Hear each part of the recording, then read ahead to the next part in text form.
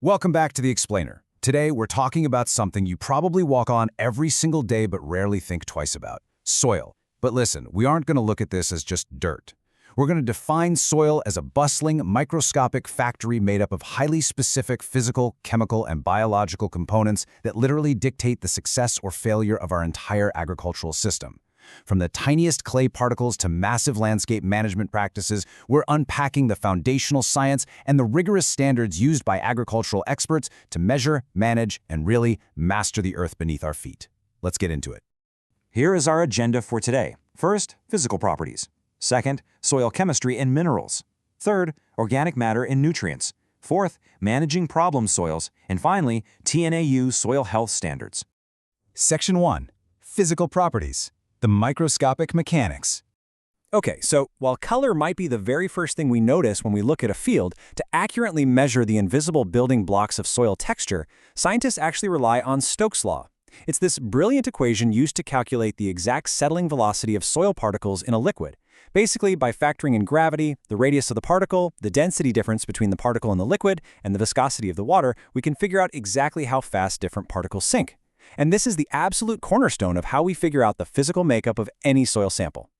Now, what's really interesting is how different agricultural organizations classify those particles. When you compare the ISSS and USDA standards side by side, the metric differences are striking. I mean, they both agree that clay is anything smaller than 0.002 millimeters, right? But for silt, the USDA caps it at 0.05 millimeters, whereas the ISSS draws a much tighter line, capping it down at 0.02. And you know, these tiny, microscopic metric differences matter immensely when you're classifying land for high-yield farming. And when you put all those particles together out in a field, it all comes down to one absolutely crucial number: 50%. See, with an average bulk density of 1.33 and a particle density of 2.65 grams per cubic centimeter, you calculate a porosity of roughly 50%.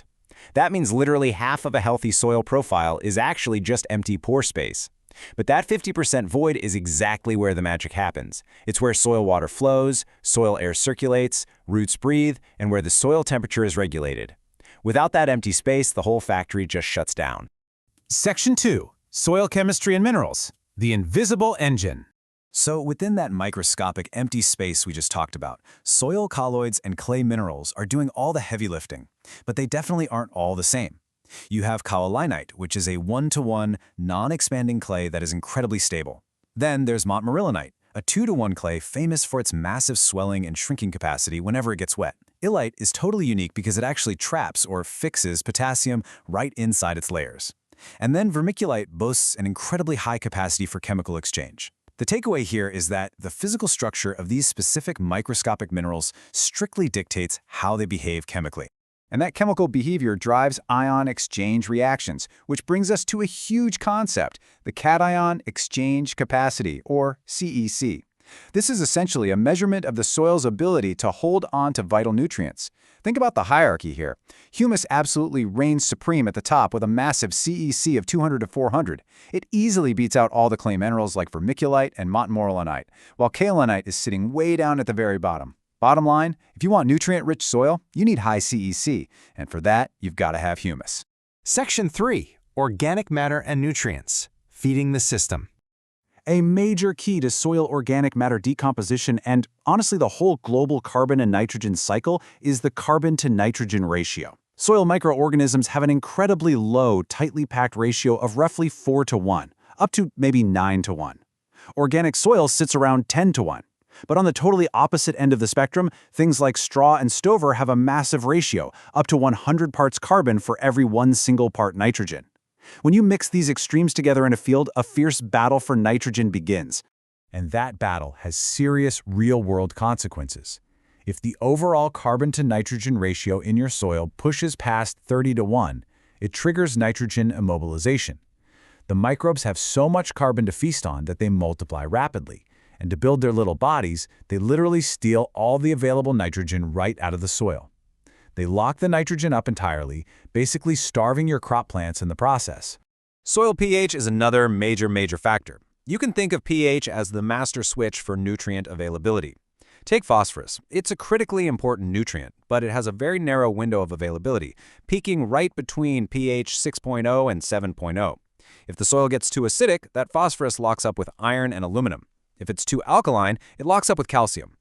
Meanwhile, you have other nutrients like molybdenum that totally break the rules. Its availability actually increases as the soil becomes more alkaline. Section 4. Managing problem soils. Diagnose and treat. So the crucial point is, when we are diagnosing degraded landscapes, particularly across the diverse soils of Tamil Nadu, we match the diagnostic criteria with exact TNAU management solutions, almost like a medical chart. For saline soils where the electrical conductivity is high, the cure is leaching it out with good water. For sodic or alkali soils where exchangeable sodium is over 15%, the prescription is gypsum. Acid soils require liming and rock phosphate, and those highly toxic acid sulfate soils, they have to be treated through controlled submergence. But, it isn't always a chemical problem. Sometimes the soil's bulk density and physical structure are just completely broken. TNA outlines contrasting physical interventions for these exact constraints. If a field suffers from low-bearing, fluffy, paddy soil, the treatment is heavy compaction. You literally roll over it with a 400-kilogram stone roller. But if your problem is a hard pan subsoil creating an impenetrable barrier beneath the surface, the treatment requires a pretty violent physical intervention, using a chisel plow at a 50-centimeter spacing to shatter that barrier entirely. Section 5. TNA Soil Health Standards. To set strict boundaries for agriculture, experts use the Land Capability Classification System. This brilliantly illustrates arable land limits through a color-coded system that every single agricultural student has to memorize. Arable, cultivable lands are sorted like this. Class 1 is green, meaning no limitations whatsoever. Class 2 is yellow for minor issues. Class 3 is pink or red for moderate limitations, and Class 4 is blue, which signals severe limitations where cultivation must be heavily restricted. Zooming in from the landscape level right down to the laboratory, we have the TNAU Soil Health Rating Standards. This is the definitive report card. Listen to these specific baselines.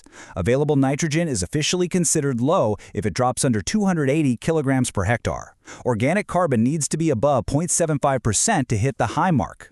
These aren't just arbitrary numbers, guys. They are highly precise benchmarks that determine exactly how much fertilizer a farmer actually needs to apply. Of course, even the healthiest soil in the world is totally useless if you irrigate it with toxic water. TNAU sets strict standards for this too, specifically checking the sodium adsorption ratio, or SAR, and the residual sodium carbonate, or RSC. We check the safety of the water interacting with our soil by using a very strict benchmark. The RSC level must be less than 1.25 milliequivalents per liter to be considered safe. Anything over 2.5 is highly unsafe and will slowly destroy the exact soil structure we just spent all this time learning about. Wow, we have covered an immense amount of ground in this explainer today, all the way from microscopic settling velocities to massive landscape grading. So, I want to leave you with a thought. Based on the strict physical constraints, the chemical properties, and the precise TNAU metrics we've just outlined, how would you evaluate the structural and chemical health of the soil in your very own backyard? Are you sitting on a Class 1 green zone, or are you secretly battling a massive carbon to nitrogen ratio? Thank you for exploring the science of soil with me on The Explainer today. Keep learning, and I'll catch you next time.